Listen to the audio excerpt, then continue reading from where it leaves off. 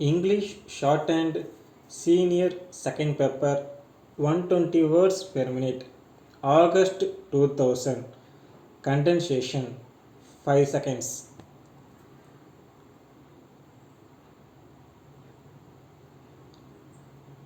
Comments. Delivering a lecture on the future of parliamentary democracy, Honorable Home Minister said, "Ladies and gentlemen, I feel privileged and honored to have been invited to inaugurate this function on the occasion of the 20th Gandhiji Memorial Lecture. I am not aware what made the organizers to request me to talk on the topic of the future of parliamentary democracy. Nevertheless, I would be too happy to take up the assignment seriously, and I hope that you will all forgive me for any unpleasant remarks that I might make. First of all, we are aware that being the largest democracy in the world, we have a heavy responsibility of showing the way to the world. We have been having democratic institutions in our country for the last many years, and in the above background, we could analyze its future in India. One most important point I would like to make regarding this issue is that all over the world, and specifically in this part of the world, there should be lot of faith in political parties and leaders. In this connection, I would like to make a suggestion that it would be worthwhile for us to consider whether we could have a law like in Germany, which stipulates that the internal organization of political parties must be based on democratic principles, and that they must publicly account for the sources of their funds. This, I believe, would be to some extent improve the present position.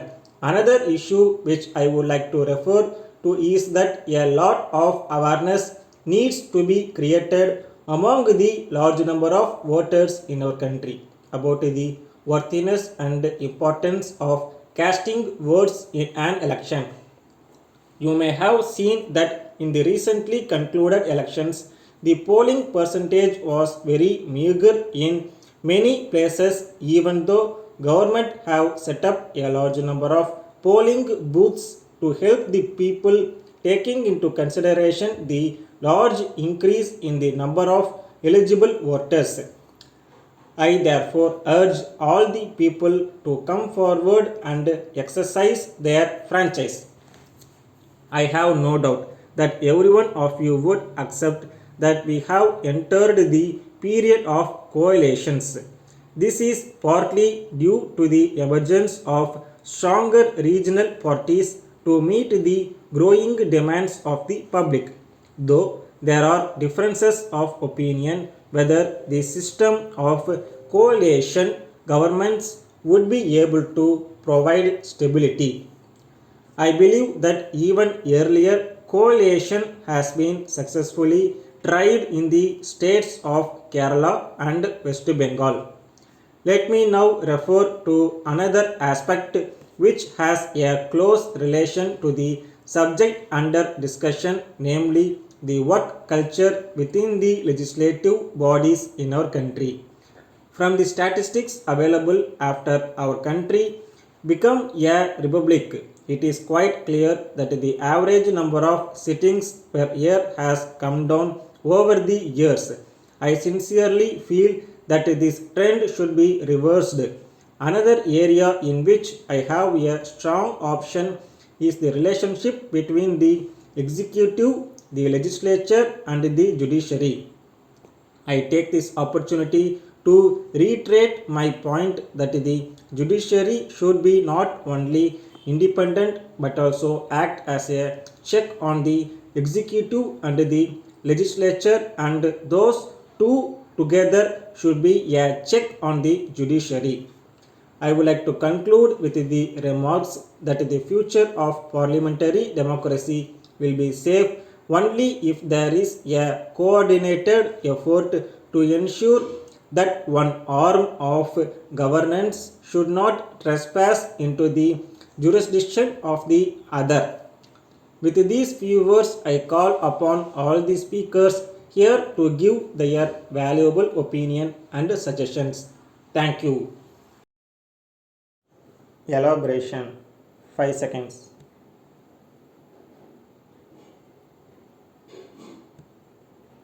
Comments.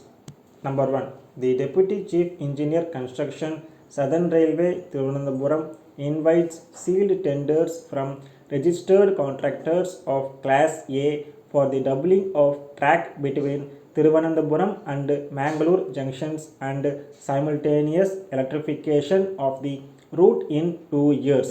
The cost of the project is rupees 200 crores and the earnest money deposit is rupees 2 crores. Tender forms can be had on all working days during office hours from the Southern Railway Office, Mahatma Gandhi Road, Thiruvananthapuram on payment of rupees 1000 through bank draft till 20th January 2000. Completed tender forms along with earnest money deposit will be received till 16 hours on 31st January and will be opened in the presence of tenderers the same day at 17 hours. Indian agents of registered multinational companies may also apply in the letter pad of their principals. The undersigned can reject any tender without assigning reasons therefore. Draft tender notice. Number 2. Global Business Solution Limited, New Delhi require finance manager for Chennai office. The applicants must be first class commerce graduates, preferably chartered accounts with 6 to 8 years experience in computer industry, age not above 50 years. They should have excellent communication skills and ability to work under pressure leading a team of 10 persons. Selected candidate will be in full charge of accounting in Chennai office.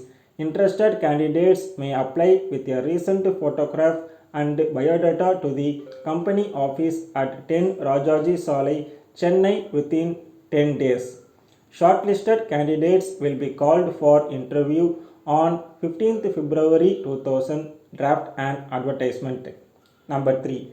The wife of a retired government official was relieved of her 5 sovereign jewelry at Ambattur bus stand during Deepavali festival. As it was festival season, the bus stand was full of people when everyone tried to get into the already overcrowded buses.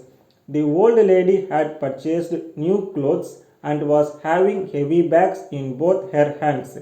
When she tried to board bus route number 40, a pickpocket emerged from the crowd and snatched her gold chain and sped away.